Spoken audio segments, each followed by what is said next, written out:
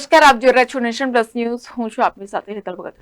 નસવાડી જૂથ ગ્રામ પંચાયતમાં એક અનોખી ઘટના સામે આવી છે, જ્યાં ધારાસભ્ય અને ટીડીઓ અડધો કલાક સુધી વહીવટદારની રાહ જોતા બેસી રહ્યા, પરંતુ વહીવટદાર ન આવ્યા તે ન જ આવ્યા. જો વહીવટદારને ધારાસભ્ય બોલાવે તેમ છતાં પણ તો ન આવે તો સામાન્ય માણસની તો વાત જ અનેરી છે. સંખેડા ધારાસભ્યના અભયસિંહ તડવીએ છોટાઉદેપુર નસવાડીના જૂથ ગ્રામ પંચાયતની મુલાકાત લીધી હતી અને વિકાસલક્ષી કામો તેમજ અન્ય લોકોની રજૂઆતને લઈને તેનો ખુલાસો પૂછવા માટે અભયસિંહ તડવી દ્વારા વહીવટદારને બોલાવવામાં આવ્યા હતા, પરંતુ વહીવટદારને અડધો કલાકની રાહ જોવા છતાં પણ તેઓ ન આવતા આખરે ધારાસભ્યએ છોટાઉદેપુરના ડીડીઓને જાણ કરી હતી.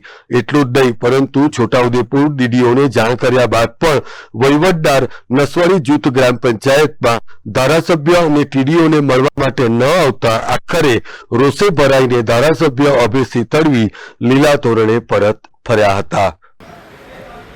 આજે નસવાડી ગ્રામ પંચાયતની અચાનક મુલાકાત લીધી અને ઘણા વખતથી વહીવટદાર શ્રી જીએ શેખ તરફ ગામ લોકોની, કાર્યકર્તાની બધાની મને ફરિયાદ હતી. એ સમયસર ઓફિસમાં આવતા નથી, એના ઘરે જ ઓફિસ ચલાવે છે, બધાને તઈ બોલાવે છે, ઓફિસમાં બેસતા નથી, એવી ફરિયાદ મને મળી છે. આ વાત મેં જિલ્લા વિકાસ અધિકારી શ્રી સચિન કુમારને આ ફોન મોબાઈલ ઉપર કરી છે.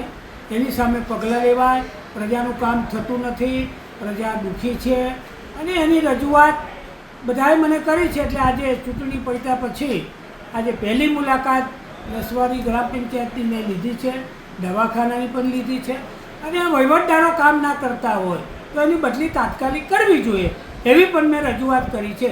Rehan Patel, nation plus news, Chhota Udepur. સમાચારોનો સતત અપડેટ મેળવવા માટે અમારી નેશન પ્લસ ન્યૂઝની યુટ્યુબ ચેનલને સબસ્ક્રાઇબ કરો, બેલ આઇકન દબાવો અને જોડાયેલા રહો ફેસબુક, ઇન્સ્ટાગ્રામ અને ટ્વિટર પર.